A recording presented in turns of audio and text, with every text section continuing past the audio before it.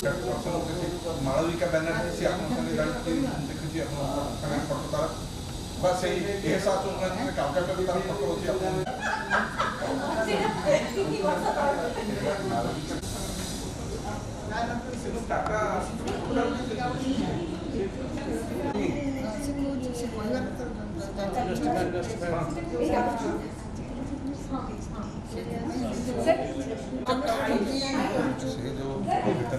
गोटे से पेनिन वाला गोटे Odisha art and literature festival गोटे अछि हमर अनुदान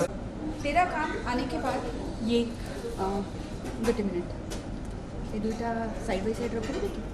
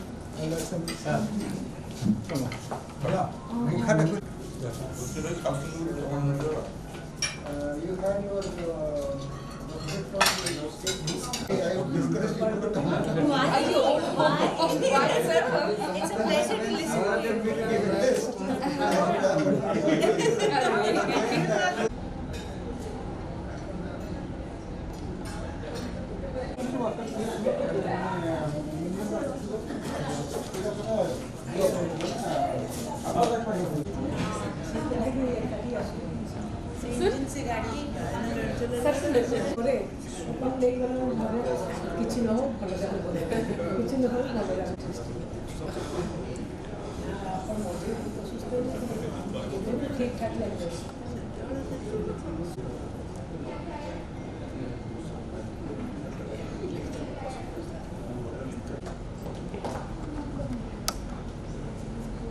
प्रभा खेतान फाउंडेशन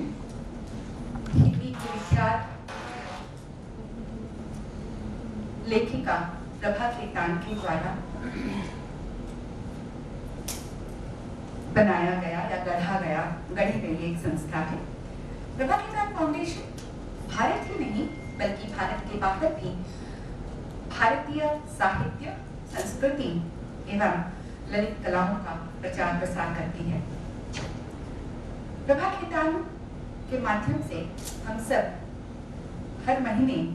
यहाँ पर इसी जगह पर मिला करते थे, लेकिन कोविड महामारी ने हम सबको एक दूसरे से मिलने से भी रोक के रखा था। आज फिर हम सब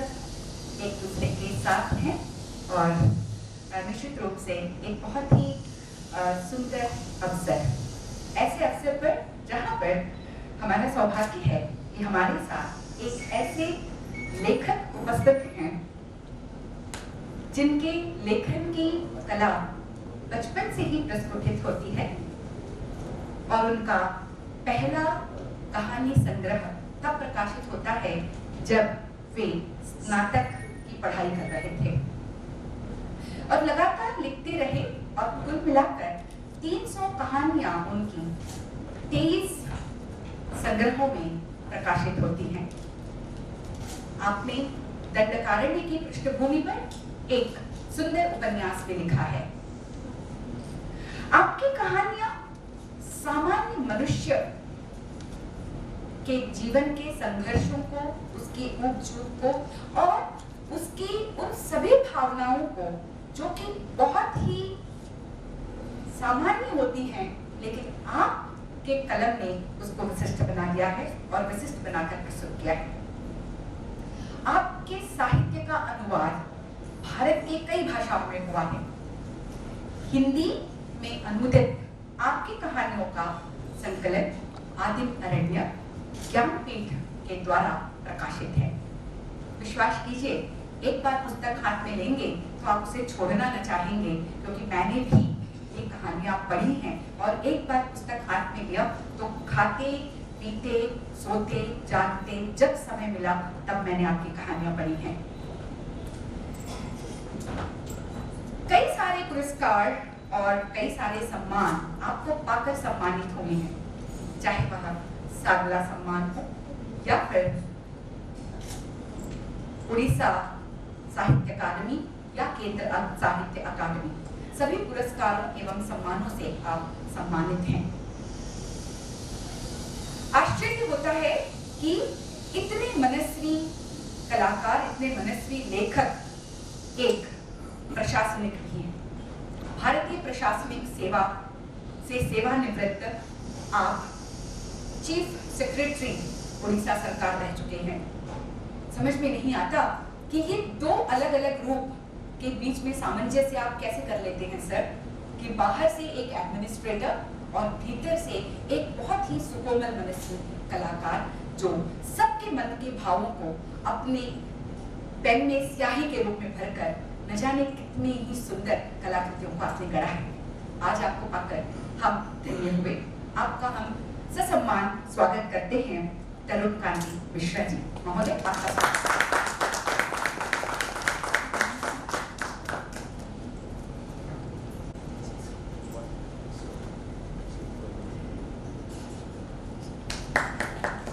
आपके साथ बातचीत करने के लिए भी उसी स्तर के किसी व्यक्तित्व को हमें यहाँ बुलाना था और हमने ऐसे व्यक्तित्व को पाया भी जो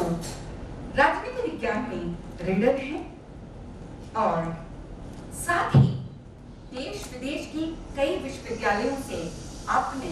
कई शैक्षणिक उपाधियां अर्जित की हैं। आपके 12 कहानी संकलित, 1 कविता संकलित और 3 उपन्यास प्रकाशित हैं। जैसा आपका नाम है, आपके साहित्य को भी वही हिरण्य स्वर्णिम आभा छू जाती है। हम जोरदार तालियों के साथ स्वागत करेंगे डॉक्टर हिरणमयी मिश्रा जी का।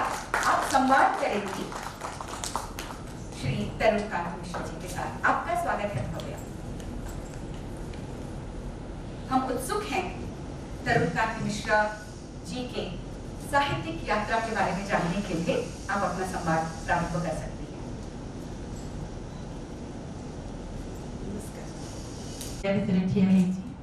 जमती हुए तो खूब जोरे पवन आसुची, हुए तो आदौ पवन नहीं, हुए तो एकाठी हे जाउची, हुए तो धीरे धीरे कोटु गोटे आलु आसुची बत्ती घर पर। तरुणकांति गपर कौनसी तुलना नहीं। इतिपाई तरुणकांति मिश्र आम समस्त खूब प्रिय। जेहेतु तरुणकांति मिश्र को इंट्रोड्यूस कर सारी बेदला से विषय बेसी न सीधा सड़क कथबार्ता कही किसी किसी धाड़ी जहाँ हुए तो आपनकर मन थी हुए तो एबे भी आपन को चमक देव जेमिति कि 18 वर्ष महाकाल संचार पथरे गोटे लंबा समय हो न पाए किंतु गोटे मनुष्य जीवन में गोटे खूब लंबा समय बा आईटा हाथ अटकी गला पवन ने जेमिति कि बाट बना हो जाइथिबा चढ़ी टे परी किंतु बाट बना हो जाइथिबा चढ़ी जानि पार नथिला आगो को जीवो ना पछ को जीवो। स्त्री लोकन मुहरे आगे पड़िथिला एबे डाक्तरखाना गेट रो निष्प्रभ बत्ती घर गोटे विषाण बत्ती घर ए सब शब्द ए सब धाड़ी आपनकर एते चमत्कार गप लेखुथिबा 5 दशंधिरु अधिक समय धरि हमकु मुग्ध विभोर करी रखिथिबा ओडिया गल्प साहित्यर सब पाठक मानकु चमत्कृत करी रखिथिबा श्रीयुक्त तरुणकांति मिश्र। आपनक प्रथम प्रश्न, अपन 14 वर्ष बयस प्रथम गप लिखिथिले हे पृथ्वीर नागरिक। जो बयस समस्त प्राय कविता आरंभ करती, जो बयस समस्त कोमल तरुण धाड़ी सब लिखती, अपन से बयस गप लिखिबा आरंभ कले। केमती थिला से गपर पृष्ठभूमि बा केमती थिला प्रथम प्रकाशन अनुभूति?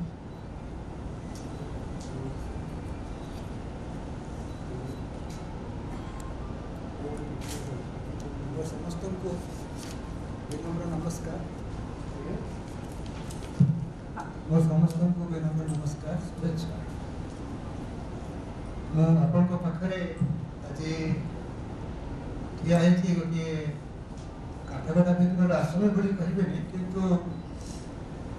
मत आप अनेक प्रश्न पचारे जार मु ठीक उत्तर दे पारे ना कारण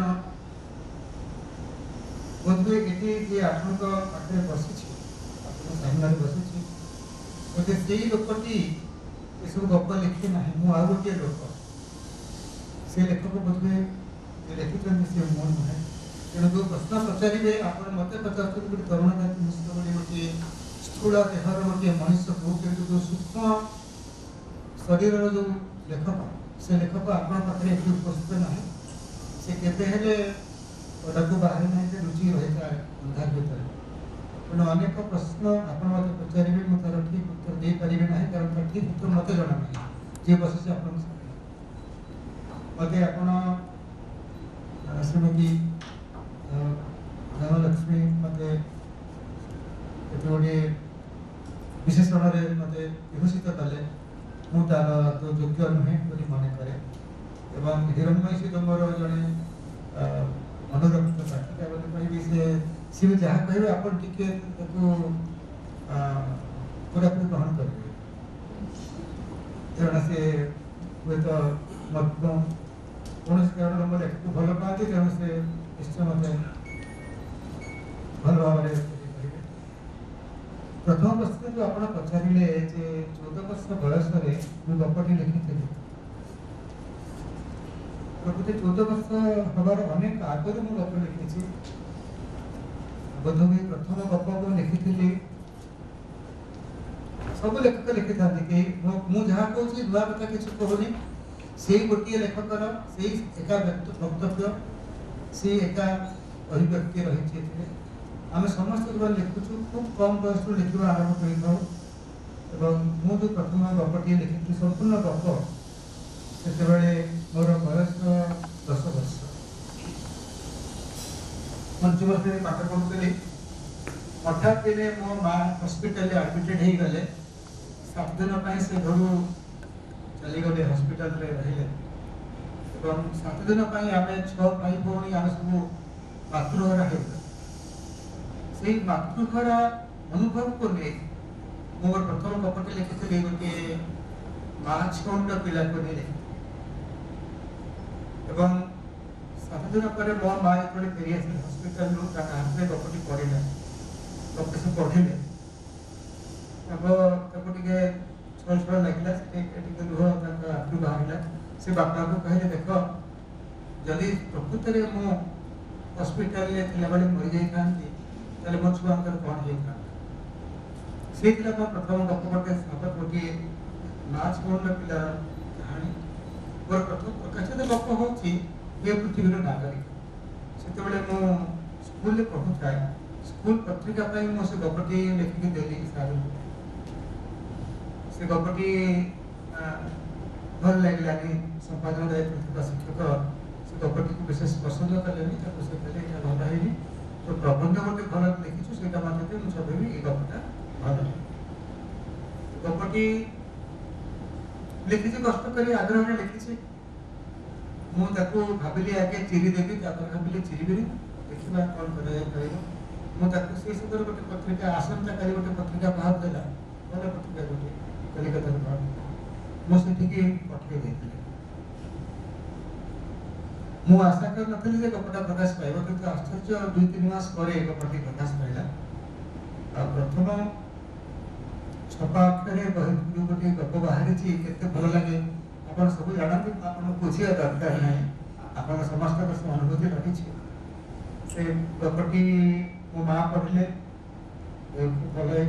बड़ भाई पढ़ले मोर समस्त आत्मीय सहपाठी पढ़ले कहे खूब भल लिखी मुझे भाविली जे गपटी जिते भल न लगी मत से भल पाती गोटे प्रशंसा कर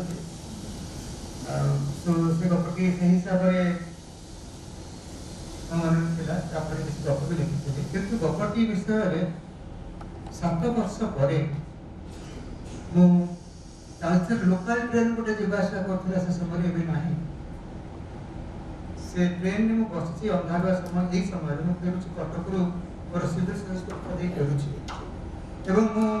मोर ये मोर कजिन मोर ब्रदर अच्छा बस जानती मुझे अनिच्छुक थी सिविल सर्विस परीक्षा देवा आदौ इच्छा ना कि सब मोर अंक भल हुए मत बाध्य कले मो बड़ भाई अंक पढ़ी तो अंक भल हो तो ये भाव में आम पिलादिन कटिଛି आ से अत्यंत भल छात्र थे मो बड़ भाई तेणु से कहे तो अंकटा भल हवा दरकार जे हो तो मुझे सिविल सर्विस परीक्षा दूसरी कि भावुँ परीक्षा देवी ना देवी मैंने गोटे केमती गोटे द्विधा भर थी लेखक हमार गोटे आस्पर्धा कहुँ गोटे अभिलाष कहुँ बापा माँ को इच्छा बापा इच्छा जे सिविल सर्विस परीक्षा तो मुझे ट्रेन में आसूची परीक्षा देकी रेभेन्सा कॉलेज सेंटर था मत क्लांत लगु था मुंड बिंधु था आखि बसता 4-5 जन युवक मो बस बसले मो सामने अंधार कंपार्टमेंट से बसी से कथबार्ता है प्रथम स्पोर्ट्स सिनेमा राजनीति साहित्य जड़े गोटे गोटे पिला गप पढ़ी केत वर्ष हो गला बहुत बढ़िया गपटे से गपटा हूँ आसंता काले बाहर से गपटी कहला मुझे पशिची अंधार अधा अंधार से गपटी कहला मुझे शुणुची से मोर गपटा कहूँ कहूँ जे बहुत भल लगे गपटी पढ़ी अनेक दिन तले आसंता काले हाँ शला फल देखी तो बोली तू कहले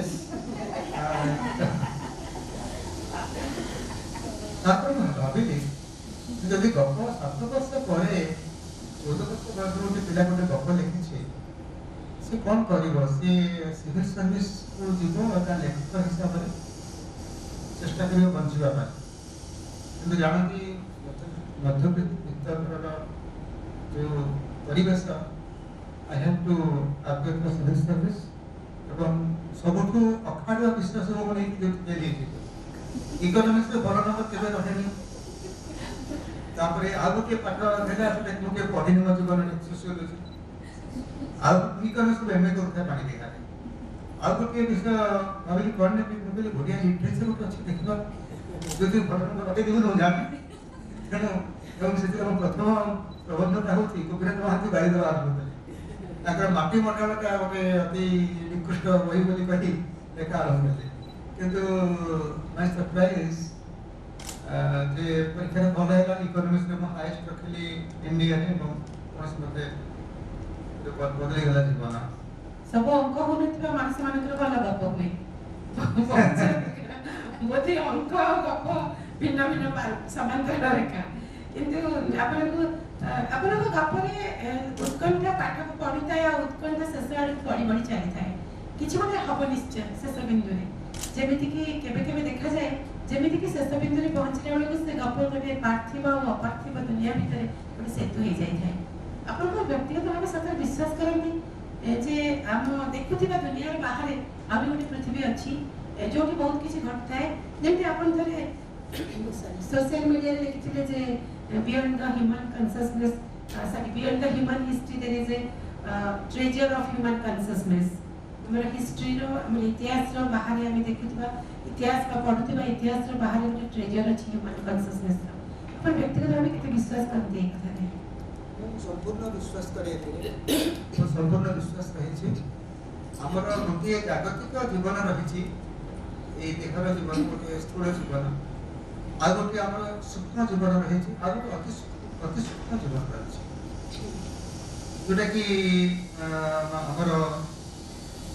रही उपनिषद वर्णना रही आमर 4टी अवस्था थाए गोटे हूँ आम जागरूक अवस्था बर्तमान अवस्था आम अच्छे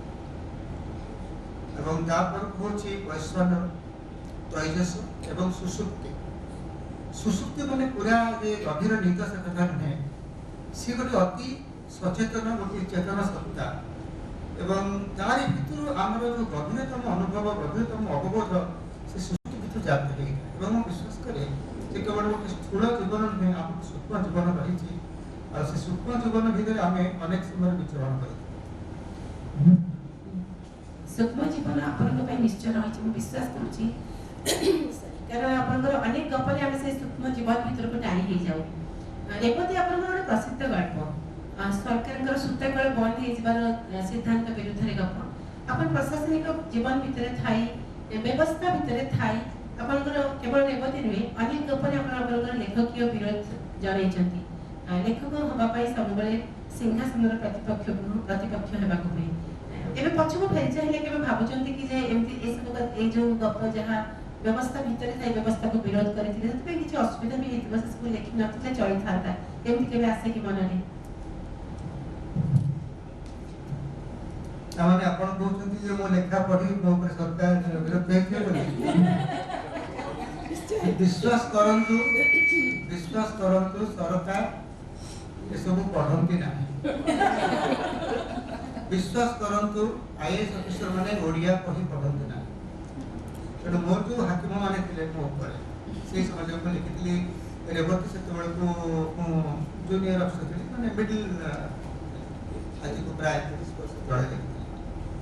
मोर कोनसी सीनियर ऑफिसर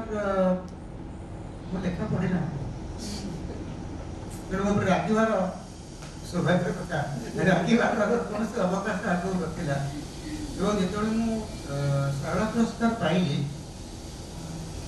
सेतबेले से सब तुसे कि मते कहले जे तरुण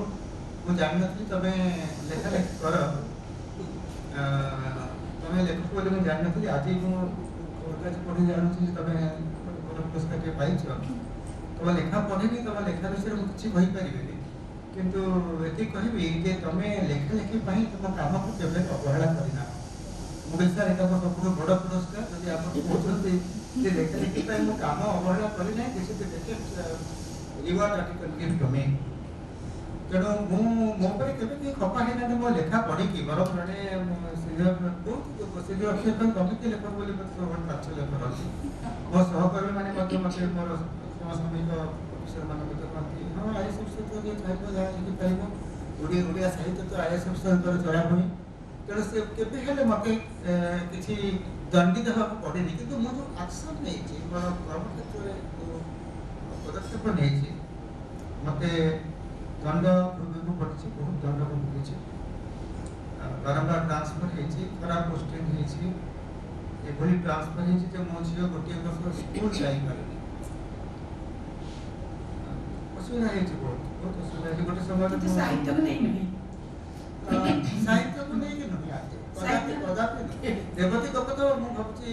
से सब मुख्यमंत्री जो साहित्यिक थे पढ़ी नथिले किंबा चीफ सेक्रेटरी थे से भी अत्यंत भल भगवान मानस मु आईएएस से गप पढ़ी ना तेणु मो पर राखिबार देखा पड़े मो पर राखिबार घटना कौन से दृष्टांत ना आपनकर अजनातिथिर जन्म गोटे बहुत बहु पाठ्य एवं बहुत पाठकଙ୍କର प्रिय गप ସେଥିରେ ବି ଆପଣ ଦଣ୍ଡକାରण्ୟ କଥା ଲେଖିଛନ୍ତି ଏବଂ ସେଇଠୁ ଆରମ୍ଭ କରି ସେଟା ଯାହାକି ଆପଣ बहुत वर्ष तले लिखिले तापर जरा सरद सतम लिखिले उपन्यास एकमात्र उपन्यास सरद सतम जहाँ बहुल भाव आदृत एवं ओडिया साहित्य एक चमत्कार उपन्यास निश्चित भाव में पूर्वबंगर शरणार्थी मान कथा आप कहते किंतु उपन्यास सरिला बेल को लगुच जमी अभी बहुत कथा रहीगला केबे भाभी जे शरद सतम द्वितीय भाग करेंगे जमीक जहाँ संपूर्ण हम आपंकर अनुभव कारण आप एते भली भाव में आपंकर मु भी बहुत थर सुनी आपंकर जे दंडकारण अनुभव व्यक्तिगत भाव आप बहुत प्रिय तेणु शरद सतम तो सब कथा लिखा जाए नहीं निश्चित भाव में तेणु केबे आसीबो कि सेमती किसी योजना अछि कि शरद सतम उपन्यासटी असंपूर्ण बोली मते माने कहछंती हमर श्रद्धेय जतिन्द्र मोहन महांती अध्यापक से मते कहछंती जरूर तुम्हें सेकंड पार्ट लेखो मनोइज बोली एटा इंग्रजी अनुवाद दरकार ताबी कर कहले ये तो तीन कहले ना के ग्राम किंतु मु भाबुची जे सेटा जेति की अछि सेति की तार अवस्था आ गोटे परवर्ती अध्याय हे पाइबो आ गोटे द्वितीय भाग हे पाइबो से मालकानगिरी रे जोठी एभली सब मनुष्य थिले गोटे समय रे 1960 70 रे वर्तमान 2000 मसिया रे मु जाई छी मु से अंचल को बहुत जाई था पारे तार दृश्य बदल जाई छी सेठी नक्सल उपद्रव होउची अपराध बढ़ुची अन्य अनेक घटना घटुची तेणु दंडकारण वर्तमान जो छवि से उपन्यास छवि अनेक भिन्न तेणु आवश्यकता अच्छे आ गोटे द्वितीय भाग पाई कि मैं लिखिपारि कि नहीं कहते बहुप्री विकास अजनातिथिर जन्म जन्मरातिर गप सरी नाई अदित्यका अपहंच तारार ठिकाना एमती देखा गले सब शीर्षक आकर्षणीय आपन गपर शीर्षक गोटे मुख्य आकर्षण बिंदु जहाँ पाठक को न पढ़ी छाड़ी नहीं जातु एते चमत्कार शीर्षक तापर कहानी केमते आसे गप लेखार आपनकर ए जे गप लेखार प्रोसेस पाठक माने निश्चय जानिबा पे चाहिबे प्रथमे शीर्षक ना प्रथमे कहानी बा अपन गप लिखिबा पे गोटे एकाथर के लेखंती ना दुईटा सेटिंग दरकार पड़े बा अधिका समय नियंती गप लिखिबार मोटा मोटी प्रोसेस टा केमती यार उत्तर आपण समस्त जानती आपण भी जानती ये गप विभिन्न भाव में लिखा जाए को गपटा हठात मन को आसे आपण बसी के लिखिबे गोटे रात्रि के साथ गप तो अच्छी आपण निश्चय समस्त जो लिखली करतो हमर से भरी अच्छी गोटे गप आ तो गोटे गप धीरे धीरे किसी दिन किसी सप्ताह लगे मास लगे पारे आ केते गप थाए से वर्ष धरि की भीतर थाए ताको लिखिबा सहज हुएनी कारण ठीक भाव छविटी उत्कीर्ण हो न मन भीतर फल किसी गोटे अभाव थाए ताको लिखि हुएनी बा लिखले को बात बना हेजिबा से भी आपनकर अभिज्ञता अछि मोर भी अछि कोठी गपर आरंभटा आपन को जणा अछि शेष जणा नै कोठी आपन गप शेष जणा अछि कि आरंभ केमि करी आपन जाना किंतु शीर्षक आपण केमते दे चमत्कार दियंती शीर्षक सबको गप शीर्षक भारत नै आरंभ भइल रसनाय तो राति भइल ना राति साथी केते सुंदर ना आपन को गप सब करिछि भइल ना अछि समस्त एटा आपे आसे भीतर केतोटी भाबे पड़े केतोटी से अकस्मात मन को आसे एकदम अद्भुत ना जेमति वितंस आदित्य का ए सब शब्द हो तो ओडिया रे बहुत कम प्रचलित हुए कि आपण तक शीर्षक करछु सेति पे ये प्रश्न पचारथि नै वितंसटा केमति एकटा राशि गला पुराना ओडिया कविता रे पुराना समय रे माने मिडिल एज को समय रे पढि छ मन पडला ने गोटे वितंस शब्दटी एवं अनेकों को जଣା नहीं वितंस शब्दर अर्थ जଣା नहीं कवि गोपे पत्र गोटे कैसे यहाँ पर कि अध्यापक विश्वविद्यालय लिखिते संवाद रे यार को लिखले रिव्यू कहले जे वितंस कौन तार अर्थ मु जान नथिले डिक्शनरी देखिली मते अन्य माने पछाले ता शब्दर अर्थ कौन अछि बहुत भल लागै छै एवं तरुण व्यक्ति को धन्यवाद से गोटे भल शब्द को आपरे डिवाइड करले ओडिया भाषा भीतर आपे आसे केही किछि मु जानि ना से आपे आसे टिके केतले भाइया पे पड़े किंतु बेसी गोटे कसरत करे को गोटे पड़े आपण को प्राय गपरे गोटे किशोर बयसर पिला थाए अनेक गपरे आपण को ए प्रश्न बहुत परिचित हेतिबो ता छडा मोटा मोटा भाबे गपर स्वरूप खूब करुण थाए गोटे असुस्थतार कथा थाए केबे आमे देखु मेडिसिन रो गंध भितरे पाठक केबे बाट बना ही जाई पारे बा ट्रेन बसिथिबा मनुष्य असहायता एमती जेमती कि आपण गोटे चमत्कार गपरे कहंती जे समस्त जानि थांती रुटी सहित पानी पीले मीठा लागे एमती सब एते सूक्ष्म अनुभव कोठो आसे जे रुटी चबई खाई बापा दोचंती रुटी तो रुटी चबई खाई ता सहित पानी पीले पाटीटा मीठा हे जाए ई जो सब छोटे छोटे कथा है इंट्रिकेट एते सूक्ष्म अनुभव रो कथा एवं शेषरे गप निश्चित भाव करुण थाए गोटे कारुण्य स्वर थाए मोटा मोटी गपरे जीवन गोटे माने एमती गोटे रास्ता जीवन पथ कोन सतरे एते करुण आपन से कारुण्य कोन सब बेले देखंती बा असुस्थता को गोटे जीवन रो बहुत बड़ कष्ट बोली निश्चित भाव भावती करुण भाव जीवन में रहिबो तो अनेक गुडी स्थिति रही मानसिक स्थिति बा स्थिति रही मनुष्यर दैहिक स्थिति रही कारुण्य निश्चय रहिबो किंतु देखंतु मु भाबे जो करुण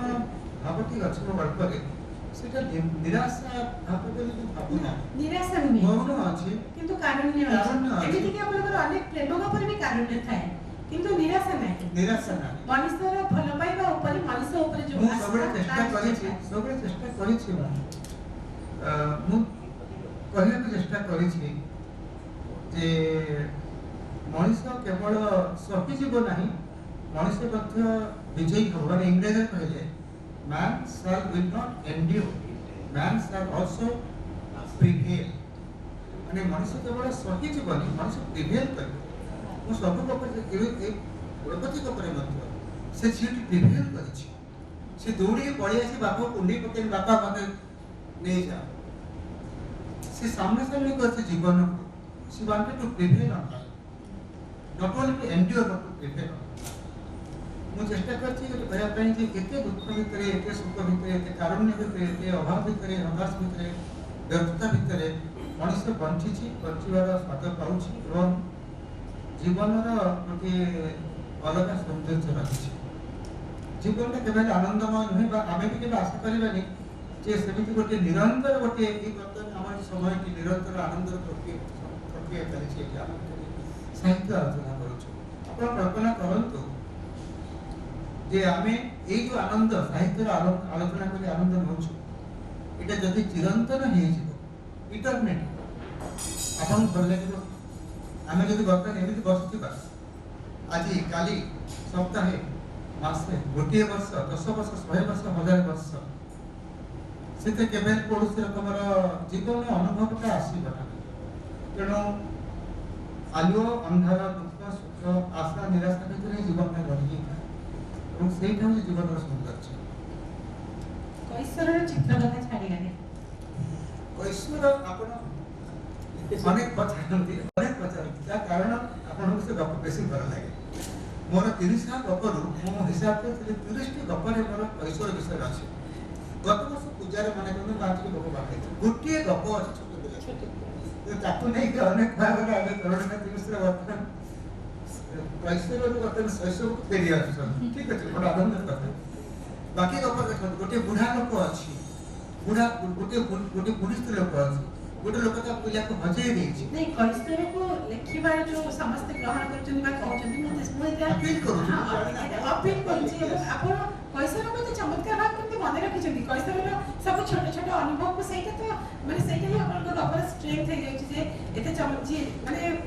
ଅଲଗା ମାନେ ସବୁ ଯୋଉ ଯେତେ ଗପ ଆମେ ଲେଖୁଛୁ ବା ଓଡ଼ିଆ ସାହିତ୍ୟରେ ଯେତେ ଗପ ଲେଖାଯାଉଛି ପ୍ରାୟ ସମସ୍ତେ ନିଜର ସମାଜ ମାନେ ମୁଁ ଯୋଉ ବୟସରେ ଅଛି ମୁଁ ସେଇ ପାଖାପାଖି ବା ଖୁବ୍ ବେଶୀ ହେଲେ ମୁଁ ତାରୁଣ୍ୟର ଗପ ଲେଖିପାରିବି, କିନ୍ତୁ ଆପଣ ସେଇଥିକୁ ଫେରି ଯାଉଛନ୍ତି ପୁଣି ଥରେ।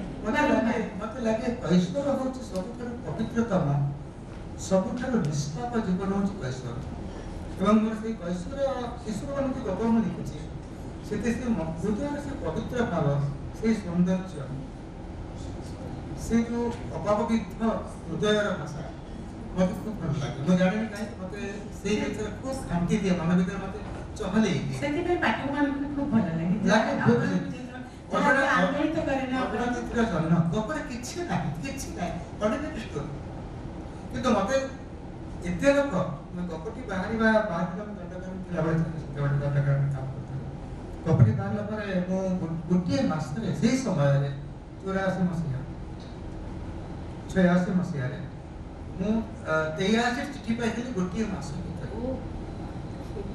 ସମସ୍ତେ ଭଲ ଖୁବ୍ ମାନେ ଆବେଗପୂର୍ଣ୍ଣ ଚିଠି ଲେଖିଥିଲେ, ଆଉ ଗାଳି ଗୁଲଜ ପାଇଥିବା କେତୋଟି ଚିଠି ବି ପାଇଥିଲେ। ସେମାନେ ଭାବିଲେ ଏଇଟା ମୋର ଅପବାଦ ନାହିଁ, କାରଣ ଦଣ୍ଡକାରଣ ଚାକିରି କରୁଛି ସେ ସମୟରେ ଲେଖିଛି। ଲେଖିଛନ୍ତି ତ ମୁଁ ଲେଖିଛି 17 ବର୍ଷ ତଳର କଥା ଲେଖିଛି। ତେଣୁ ଅନେକ ଭାବେ ମୋ ଜୀବନ କଥା ଗାଳି ଗୁଲଜ କରିଛି, ତମେ ଏତେ ହୃଦୟରେ ତମେ ଏତିକି ବୁଝିପାରିଲ ନାହିଁ ବୋଲି ବହୁତ ଗାଳି ଗୁଲଜ କରିକି ମଧ୍ୟ ସେ ଗାଳିଟା ବି ଆପଣଙ୍କର ଲେଖିଥିଲେ ମତେ। ସେ କହିଲେ ମୁଁ ଜଣେ ଶିକ୍ଷୟିତ୍ରୀ, ସେ କୋଉ କଳାହାଣ୍ଡି ଶିକ୍ଷୟିତ୍ରୀ, ସେ କହିଲେ ଏଇଟା ମୋ ଜୀବନ କଥା ଆପଣ କେମିତି ଲେଖିଲେ? ତେଣୁ ମୁଁ ଭାବେ ଯୋଉମାନେ ଏଇ ପ୍ରାୟ ଏଇ ଗତ ମାସ ଜଣେ କହିଲେ ଡକ୍ଟର ସୁନ୍ଦର ହେଇଛି, କିନ୍ତୁ ଆପଣଙ୍କ ଜୀବନର କଥା। ମୁଁ କହିଲି ନାଇଁ, ଏଇଟା ମୋ ଜୀବନ କଥା ନୁହେଁ, ଆପଣଙ୍କ ଜୀବନ କଥା। ଆପଣ କେମିତି ଜାଣିଲେ? ମତେ ମୁଁ ତ ଜାଣିନାହାନ୍ତି, ମୋ ନାଇଁ ଆପଣଙ୍କ ବିଷୟରେ ଲେଖିଛି, ଦିସ୍ ଇଜ୍ ୟୋର ଷ୍ଟୋରୀ। ଗପଟି ଆପ୍ରିଲ କରିବାର କାରଣ ହେଉଛି ବୋଧହୁଏ ଆପଣଙ୍କର ହୃଦୟର ଆପଣଙ୍କ ଭାବର ଗୋଟିଏ ଅଂଶ ସେ ଗପରେ ରହିଛି। ସେଟା କେମିତି ଅଛି ମୁଁ ଜାଣିନା, କିନ୍ତୁ ନିହାତି ସାଧାରଣ ଗପ। ଆପଣ ଅନେକ ଗପ ଲେଖିଛନ୍ତି, ଉପନ୍ୟାସ ଲେଖିଛନ୍ତି, 5 ଦଶନ୍ଧିରୁ ଅଧିକ କାଳ ଧରି ଗପ ଲେଖୁଛନ୍ତି। ଏମିତି କିଛି ଘଟଣା ଅଛି ବା ଚରିତ୍ର ଅଛି ଯାହା ଆପଣ ଲେଖିବାକୁ ଚାହୁଁଛନ୍ତି, ମନରେ ରହିଛି କିନ୍ତୁ ଲେଖିନାହାନ୍ତି? ଅସୁବିଧା ଅଛି, ଅସୁବିଧା ସେମିତି ଘଟଣା ଅଛି, ଚରିତ୍ର ଅଛି, ଅନୁଭବ ରହିଛି, କିନ୍ତୁ ସେ ସହଜରେ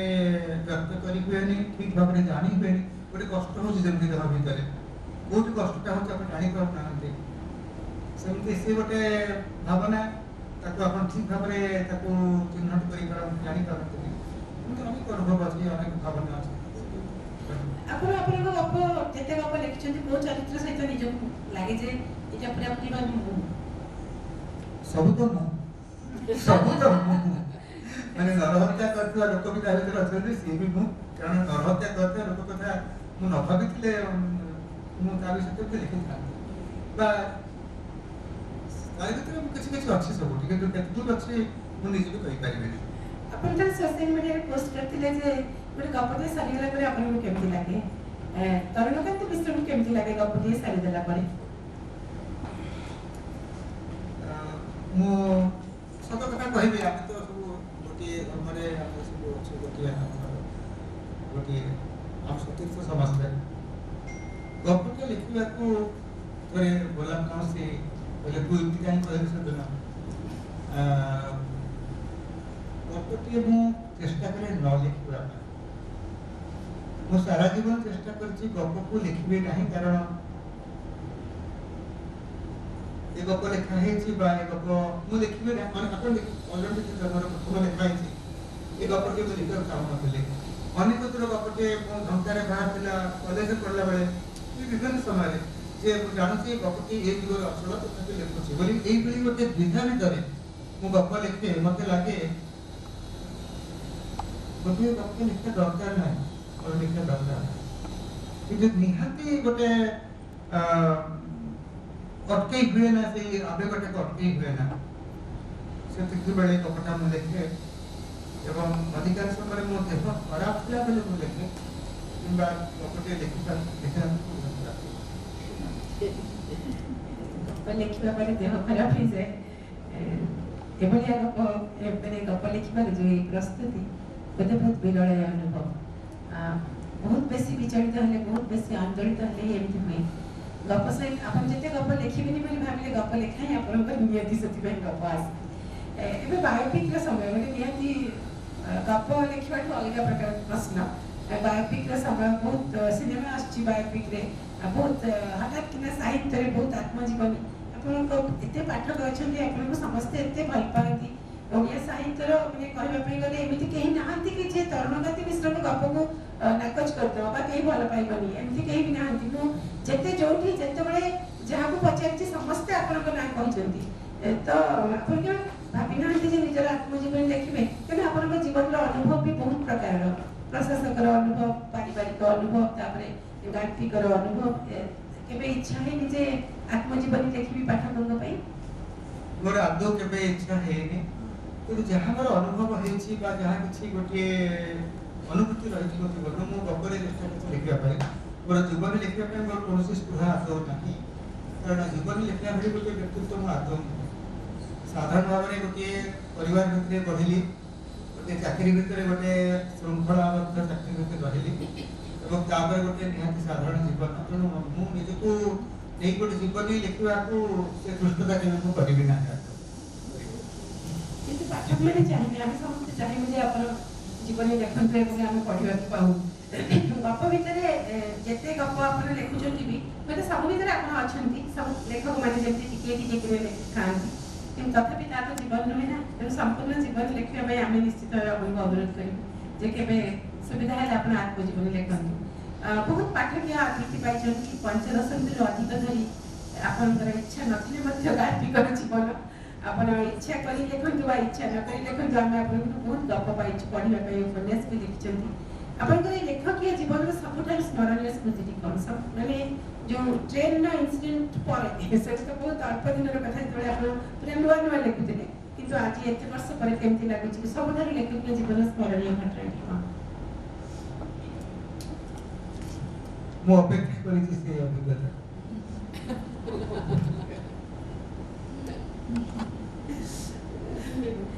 ଏବେ ମୋ ପାଖରେ କିଛି ପ୍ରଶ୍ନ ଅଛି, ମୁଁ ଆପଣଙ୍କୁ ବହୁତ ଅନୁସରଣ କରେ ସବୁବେଳେ। ମୁଁ ଜାଣେ ଆପଣ tell Lara I love her, tell Lara I need her, tell Lara I may be late, I have to do something which may be late. So ଆପଣ ବହୁତ ଭଲ ପାଆନ୍ତି। ବିଥୋଭେନ୍ ଯେଉଁ ମୁନଲାଇଟ୍ ସନାଟା ବିଷୟରେ ଆପଣ କାହାଣୀ ବିଶ୍ୱାସ କରନ୍ତି। ବହୁତ ଚମତ୍କାର, ଆପଣ ବହୁତ ଭଲ ଗୀତ ଶୁଣନ୍ତି ଏବଂ ସଙ୍ଗୀତର ବହୁତ ସଙ୍ଗୀତ ଆପଣଙ୍କୁ ଭଲ ଲାଗେ। କେବେ ଗୀତ ଗାଇଛନ୍ତି? ଭଲ କଥା, ମୁଁ ଗୀତ ଗାଇନି କେବେ। ଗୀତ ଗାଇଲେ ଆପଣମାନେ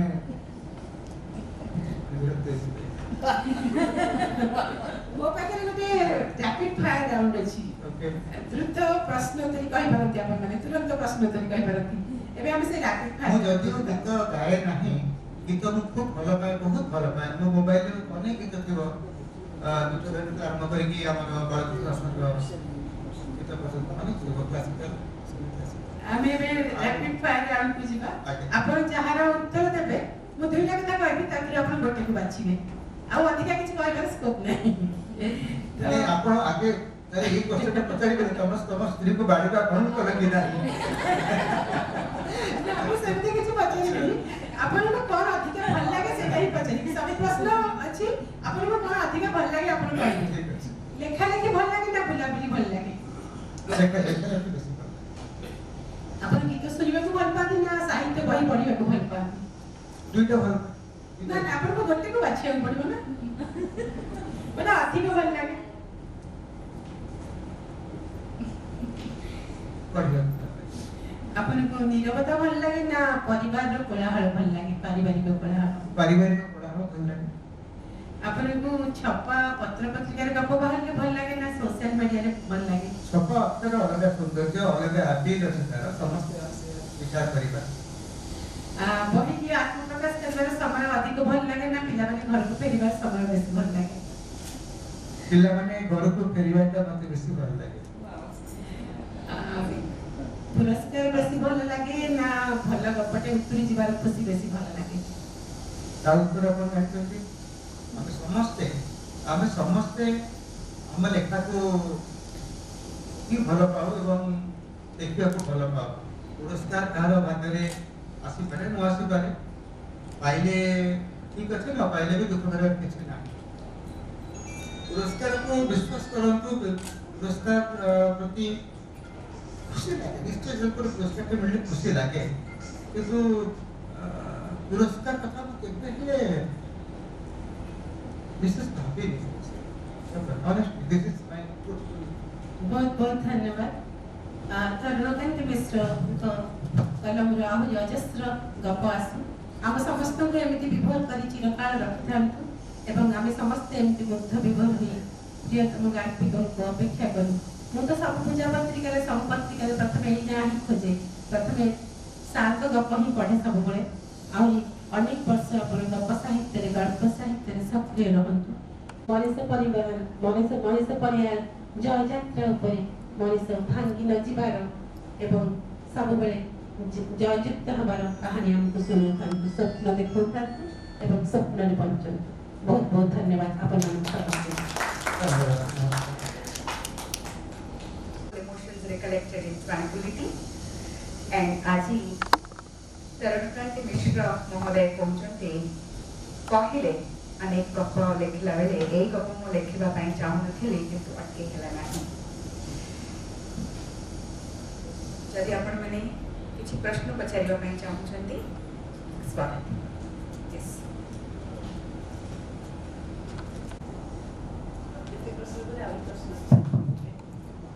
ସାର୍, ଆପଣ ତ ପ୍ରଥମରୁ କହିଥିଲେ ଆପଣ ବେଶୀ ଉତ୍ତର ଦେବେ ନାହିଁ, ବା କିନ୍ତୁ ଏଇ ପ୍ରଶ୍ନଟା ଆପଣ ଗୋଟେ ଇଣ୍ଟରଭ୍ୟୁରେ କହିଥିଲେ ବି, ଏଇ ଉତ୍ତରଟା ଓଟିଭିରେ ସବୁ ସାହିତ୍ୟିକମାନଙ୍କ ପାଇଁ ଏ ପ୍ରଶ୍ନଟା। ଆମେ ସମସ୍ତେ ସାହିତ୍ୟମାନେ ସବୁବେଳେ କହୁ ଯେ ସାହିତ୍ୟ ହେଉଛି ଗୋଟେ ସାଧନା। এটা କି ପ୍ରକାର ସାଧନା? ଆମେ ଯେ ଚାଷ କରୁଛି, କୃଷକ କ'ଣ ସାଧନା କରୁନାହିଁ? ପଢ଼ିବା କ'ଣ ଗୋଟେ ସାଧନା ନୁହଁ? ଯେଉଁ ଲୋକ ଗବେଷଣା କରୁଛି ସେ କ'ଣ ଗୋଟେ ସାଧନା ନୁହଁ? କିନ୍ତୁ ସାହିତ୍ୟିକ ମାନେ ଏଇ ସାଧନା ନାଁରେ ଲୋକମାନଙ୍କୁ ଭଣ୍ଡେଇବାର ବହୁତ ଗୋଟେ ଯୋଜନା କରୁଛନ୍ତି। ମୁଁ ଭାବୁଛି ମୁଁ ଆପଣଙ୍କୁ କିଛି ମାନେ ଆକ୍ରୋଶ କିଛି ନାହିଁ। ଆପଣ ଠିକ କହୁଛନ୍ତି, ଧନ୍ୟବାଦ। ମୁଁ ସବୁବେଳେ ଏଇଟା ପ୍ରଶ୍ନ କରେ, ସାହିତ୍ୟିକମାନଙ୍କ ଭିତରେ ଏତେ ଅହଙ୍କାର କାହିଁକି? ଜଣେ ଗୋଟେ ମାଳିକୁ ଫୁଲ ଗଛଟିଏ କରୁଛି, ସେ ଯେମିତି ତାର ଝାଳ ଦେଇକି ତାର କଷ୍ଟ କରିକି ଗୋଟେ ଫୁଲଟି ଫୁଟଉଛି, ମାଆଟି ଯେତିକି କଷ୍ଟ କରି ଛୁଆ ଲାଗି ଟିକେ ତାକୁ ରାନ୍ଧି ଖାଇବାକୁ ଦଉଛି, କି ଯୋଉ ଗୋଟେ ଲୋକଟି ସିମେଣ୍ଟରେ ଘରଟେ ତିଆରି କରୁଛି, ଗୋଟେ ମିସ୍ତ୍ରୀ, ସେଇଟା ଗୋଟେ ସାଧନା। ଆଉ ଆମେ ଯୋଉଟା ଲେଖୁଛୁ, ଗୋଟେ କବିତା ଗପ ଲେଖୁଛୁ, ସିଏ ବି ଗୋଟେ କ'ଣ ଆମର ଗୋଟେ ପରିଶ୍ରମ ଆମେ କରୁଛୁ। କିନ୍ତୁ ସାହିତ୍ୟିକ ମାନେ ଗୋଟେ ଉଚ୍ଚ ସ୍ତରରେ ରଖିବା, ଯେମିତି କୁହାଯାଉଛି ସେ ପ୍ରଶାସକ ଥିଲେ ବି ସାହିତ୍ୟିକ, ତା ମାନେ କ'ଣ? ତା ମାନେ ପ୍ରଶାସକ କ'ଣ ଡକ୍ଟର କ'ଣ? अनेक क्षेत्र में कह जाए से ब्यूरोक्रेट हेले भी कविता से एकाधारा रे गोटे मोह अछि हम पाइले एकाधारा रे जणे एकाधारा रे तो मु एटा गोटे प्रेरणा निश्चय गोटे माँ के छुआ को भल पाए गोटे प्रेरणा ता भीतर छुआ को भल पाउची वर्षा राति रे छुआ को से गोटे घोड़ी के नहीं जाउची से गोटे गोटे इंस्पिरेशन सेमती लेखिबा तो इंस्पिरेशन दैट इज अदृष्ट you don't have to have any claim of any security जोटे कि आम लेखक मान भीतर दुर्भाग्यवशतः किसी लोग अच्छी जन विराट काम ठीक तुम कर्तव्य तुम करुच जमी गोटे लोक मारिक गछ पोतवा कर्तव्य फूल फुटे कर्तव्य ये मोर कर्तव्य ए मोर महनीयता किसी ना गोटे साधारण जो मुझे कहूँ निजी गोटे पेडेस्टल रखुची I never put right it's just common human being आपण खाली आमर क्षमता अच्छी गोटे वाक्य लिखिता आ जो मैंने कहते कि आपन के साहित्य को आप ठीक बुझुवे आपन तो कवि आप ठीक बुझुवे सत्य जमी जो लोग कविता लिखु ना तार बुझा शक्ति ना यहाँ आगे आई एंटायरली एग्री शक्ति आम पढ़ी मुझे पढ़ी जे आप कैशोर जी जत्न नहीं जानी जानी जौवन जत्न नहीं ना आग्रह भी आपन को लेखा नहीं आप रिपीट करो तो घर पे साउंड प्रॉब्लमଥିଲା कौन हेलो हां कौन प्लीज जे कैशोर रे आपन गप रे लेखा कैशोर रे जति जत्न नहीं छथि जौवन रे सति जत्न नहीं नाहंती बोली मु जति पढी से अनुभव करछि अच्छा एटा जानी जानी करछंती ना देखो नहीं मोर अद्भुत जे लोक कहीं कोमल गांधार गपटा को मन रखुचंदी रेवती गपटा कहीं सुदामर टिपणा बोली केटे सेही बयस रे लिखिथिले सुदामर टिपणा गपटा जो दुबारे पढिथिले से गोटे फिल्म मोर छात्र जीवन सरी आस्तले लिखिथिले पुराना गप सुदामर टिपणा it's a very good story अनुवाद भी अन्य भाषा में अनुवाद आगे मानस लिखिबा रे मानस सपाइत्रा सपाइथिले तो मोर अनेक गप अच्छी कि कौन हो मोर जेहेतु भगवंतु अग्रांत जगह कुमल गांधार लोक भल लगे तार एडिटर कौन करती विदाउट माय नॉलेज और consent D publish in the magazine बारंबार से पपुलर दिन गप किंतु मोर गत जहाँ बाहरी नीड नदी तुम्हारा से युवक आनंदी गोटे युवकर तार स्त्री को भल पाउची स्त्री लोक गोटे अमनेसिया हो जाए because of some rare disease मोर अच्छी यौवन को लेकिन बार्धक्य को लेकिन अनेक भल गप अच्छे बहुत गप अच्छे किंतु मत बड़े कष्ट लगे से झगड़ा चित्र जन्म से कोमल गांधार छड़ छड़ साहित्यिक कहानी कथाकार से ठीक अच्छे that is also my good fortune जे I am known by some good Mishra लेखक को आगे भेटुछु अरुणकांति मिश्र वर्तमान कहले मु जीवनी लेखिया को चाहूनी जीवनी लेखिबार आत्मकथा लेखिबार दृष्टता करिवे नहीं जदि आपण गप भितर साधारण को असाधारण करि पारुचंती ताले आपण आत्मकथा लेखिबारे दृष्टता बोली काहे भाबुचंती आपण पण भाबुनांती आपण आत्मकथा आगामी पीढ़ी को किछि संदेश देबो किछि बार्ता देबो समस्त जीवन शिखर कथा अच्छी आप जीवन जीवन आम समस्ते अनेक अनुभव को लेकिन बंचीचु अनेक अभिज्ञता अच्छी आमर किसी रही जीवन आम कि पाइचु तेणु समस्ते जदि जीवन लिखे किसी भल कथा निश्चय रही किंतु मु चाहूँगी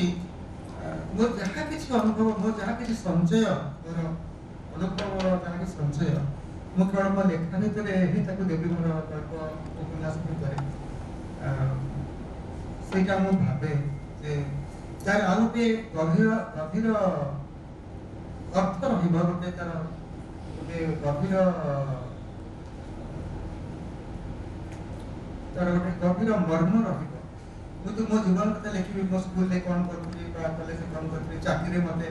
मुझे पढ़ुची ब्यूरोक्राट मानकर जो आत्मजीवनी आज्ञा मत कष्ट लगुच पढ़ा जे निजको नहीं कि एभली भाव में प्रौढ़ी पक्षरे एक शोभनीय नुहे तेणु मुझे देखा एपर्तंत भावी दरकार पढ़े जदि भावी दरकार अच्छे किसी लिखा लिखी किंतु बर्तमान में मोर आदौ स्पृहा ना मो निज जीवन लिखा कारण मो जीवन एमती विराट घटना घटी ना अड़े देखो आम कबाट खोलिक बस सारा जीवन 40 वर्ष काल ऑफिस भितर आम मोर ए सुंदर बगीचा मो माँ थरपी जाइए मो ऑफिस मुझे एडिशनल चीफ सेक्रेटरी से माँ कहले तो ऑफिस तो क्या इच्छा हो कलेक्टर थी एडीएम थी कमिश्नर कौन कौन थी बा केबे इच्छा कर रहा से हम जीवित ऑफिस हमारा खाता तरीके नहीं मां चलिया देखो तो she came to my office room बसला पर सब मोर पीएस सब आसले नमस्कार एसी रूम सरकार बहुत ही तो पर्दा कोना है मां कहले सरकार के बंद कर से बड़े सुंदर बगीचा तो सेक्रेटरी सुंदर बगीचा तू ये सरकार खुले you can see all the flowers outside तो तू बाहर देखो सुंदर फूल फुट केते सुंदर आकाश सरकार सामना कर दो के सब मोदी पिता कौन किस जगह नहीं ना एसी के चलची तो सरकार बंद कर मु एसी रूम रे बसी गली 40 वर्ष काल झरका बंद करी एवं मो कबाटा बंद करी काले काले मो रूम को पसी आसबो कबाट बंद करी बाहर गोटे लोक जगी रहिला कि मो रूम रे के प्रवेश करिबो 40 वर्ष काल मु कटै छी भली गोटे बंदी जीवन ए जीवन कोन अछि ठीक अछि मु देखि छी मो दर्दकारण बोली देखि छी महाबात्या रे महाकाल पड़ारे मु समय कटै छी मला देखो मु उद्धार करछि बारिपदा अपन मने थिबो 99 डेट पर आई रिकवर फ्रॉम द फायर किछु करिछि जीवन को देखिबा किछि सुযোগ पाइछि किंतु मोर जो जीवन रे एक दीर्घ समय कटि जे बंद तो मोर एति किछि नाही लोक को कहिया पाए जे मु देखिछि किंतु अनुभव के अछि कि ताको व्यक्त करछु डॉक्टर सर मोर प्रश्न देखिछु बेटी जीवन में बहुत पार्थक्य केते अछि आमे अनुभव करछु आपण सर कहबे त भितरे किछि पार्थक्य थाए खाली प्रशासक और साहित्य करूवा प्रशासक के भितरे एकदम सत कथा कहबे हमर बहुत अनुभूति अछि किए भी नथा आमे समस्त निज निज धारणा करछु ये भल गीत गाए ये भल क्रिकेट खेले प्रशासक माने खूब सुंदर क्रिकेट खेलते अपन जानते एलाई परिजा वाजो लीडिंग ओडिशा टीम लीड करते भल क्रिकेट खेलते भल मध्य गाइबा लोक भी हम सर्विस थिले प्रति सर्विस भी अछंती छवि आंकुत लोक अछंती से गोटे अलग जिनस प्रशासन जीवन पूरा पूरा अलग तेणु जड़े प्रशासक कविटीए बोली ये से गोटे अलग ठाकुरे गढ़ा कदापि नुहे एवं जड़े कवि बोली प्रेम कविता लिखुची बोली ता स्त्री को बहुत प्रेम करतो ता भी किए प्रेम कविता लिखुतो हम अनेक कवि को जानी छी किंतु सेवा ताक स्त्री को प्रेम रे गदगद बोली को के विश्वास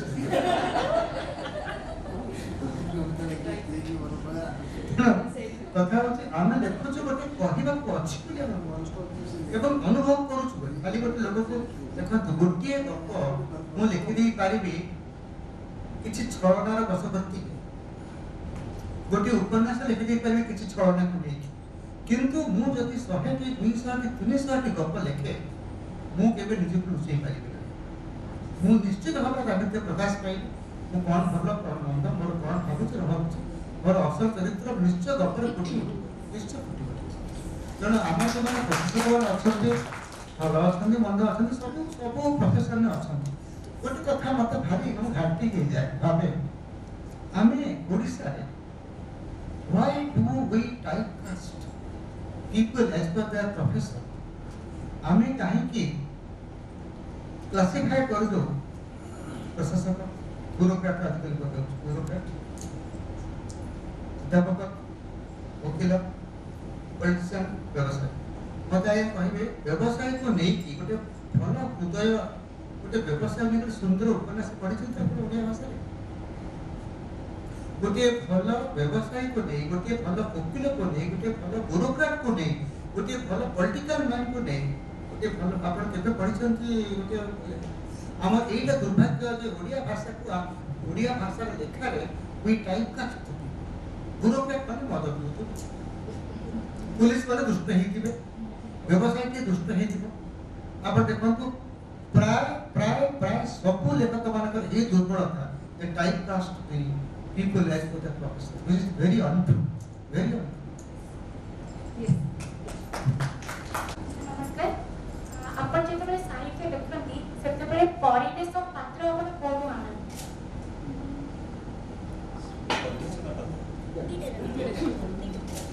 आ जे कोनसी गोटे घर भीतर गोटे छोटिया घर भीतर माने दुई पक्षर गोटे कुडिया भीतर भी सारा संसार रहिछि, परिवेश रहिछि। घटना सब बड़े घटुଥାଏ, सबु बेले घटना घटुଥାଏ। यदि तमे भी लिखबे तो आज तमे सकाळ समय पर्यंत जे तमे ताको टिके निरीक्षण करिवो, टिके एनालाइज करिवो, देखिवो अनेक गुडी गप रो उपादान रहिछि सेही परिवेश भितर, सेही चरित्र को नेकी एवं सेही अनुभव को नेकी, सेही मानसिकता को नेकी गपटा आपे आपे आसे। आ सेते लगी गोटे स्पंदन रो आवश्यकता रही, गोटे इंस्पिरेशन आवश्यकता रही। नमस्कार, मेरे पास कई लोग आते हैं, अपनी कहानियां बताते हैं और मैं उनकी हेल्प करती हूँ। और यहाँ हमारे साथ तरुण कांति मिश्रा जी हैं, जो अपने स्वप्नों से, अपने अनुभव से रोज एक नई कहानी लिखते हैं जो आप सबके मन को छू जाती है। हम सबको ना जानते हुए भी ऐसी कविताएं, ऐसे कहानियां लिखते हैं जो जिनसे हम अपना संबंध जोड़ लेते हैं। तरुण कांति मिश्रा जी ने कहा, जो लिखता है वो मैं नहीं, कोई और है जो मुझसे लिखवाता है। मुझसे ये प्रश्न मत करना कि मैंने क्या लिखा, क्योंकि मैं नहीं जानता कि मैंने क्या लिखा, वो कोई और है जो मुझसे लिखवा रहा है। कितना सुंदर है ये वचन। मैं प्रभा खेतान फाउंडेशन की तरफ से आप सभी का धन्यवाद करना चाहूंगी कि आप सब हमारे साथ इस कार्यक्रम में, आखिर के इस कार्यक्रम में आप सब हमसे जुड़े और इस कार्यक्रम को आप सभी ने सफल बनाया। उम्मीद करती हूँ सभी ने इस कार्यक्रम का आनंद भी उठाया। मैं निवेदन करना चाहूंगी डॉक्टर ऋषिकेश मलिक जी से, जो प्रेसिडेंट हैं उड़ीसा साहित्य एकेडमी और बहुत बड़े कवि भी हैं। आपसे निवेदन करना चाहूंगी कि आप आए मंच पर और तरुण कांति मिश्रा जी को सम्मानित करें।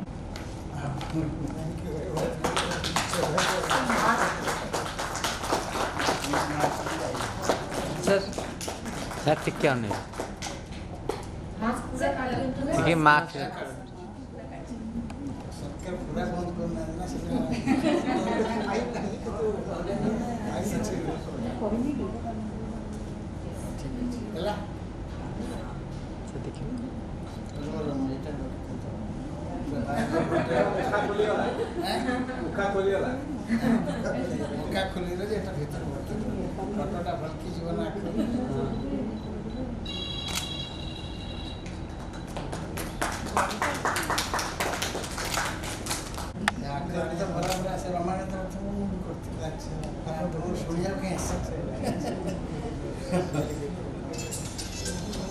अपने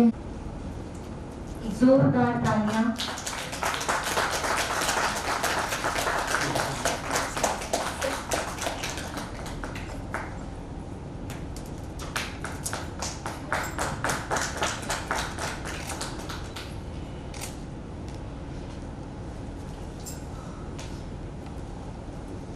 के लिए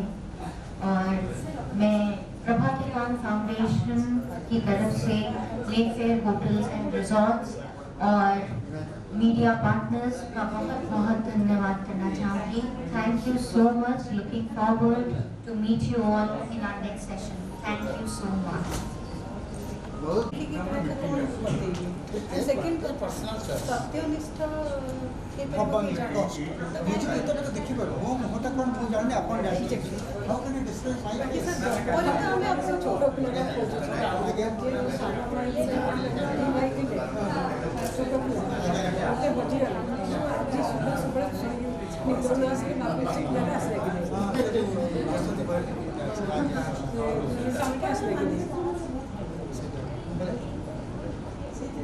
थैंक यू देखा हो तो कार्यक्रम कथा से रमेश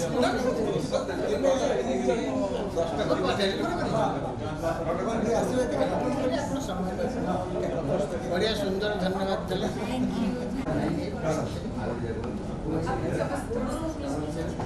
आपण समजतो को अनुरोध की काइंडली सिग्नेचर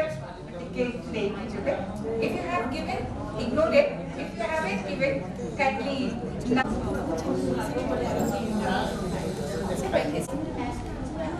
सर ये देखिए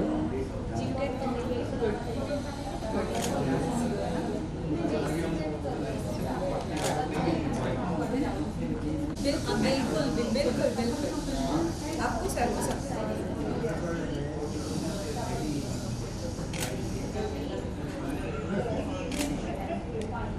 किस तरफ देखे किसी ने इस तरफ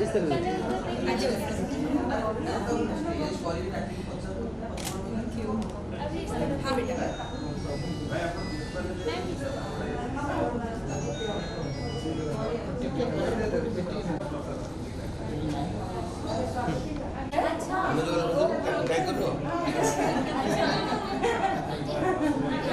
सॉरी सर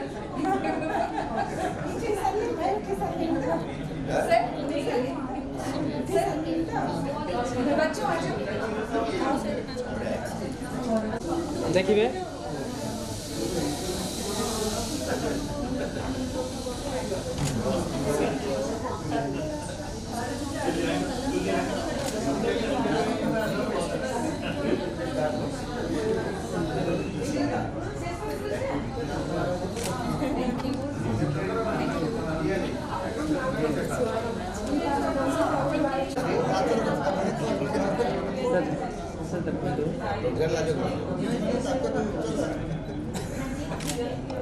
शक्तिमान तो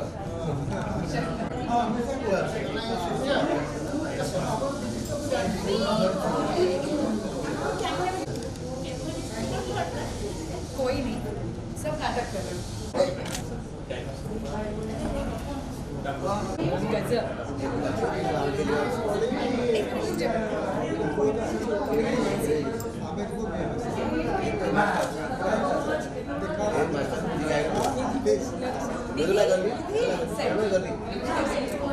दीदी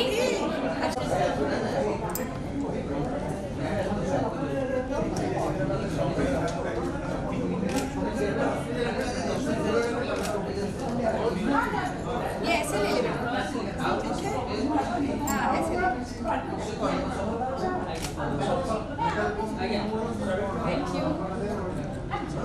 थैंक यू सो मच कहाँ से छोरी बैठ जाइए नहीं ठीक है आप थैंक यू देखिए thank so much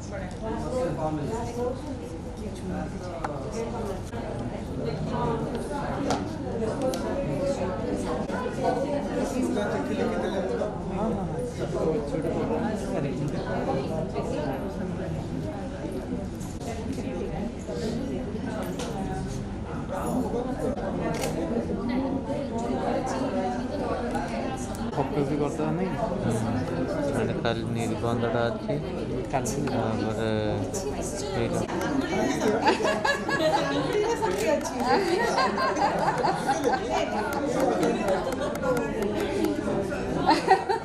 so sweet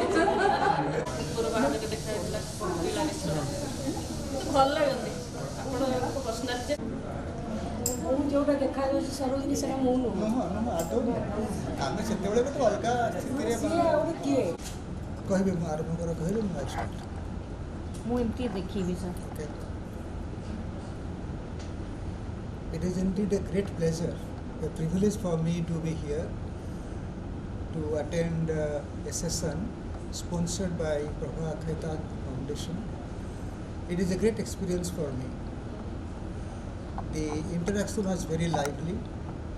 and I enjoyed every moment of the session.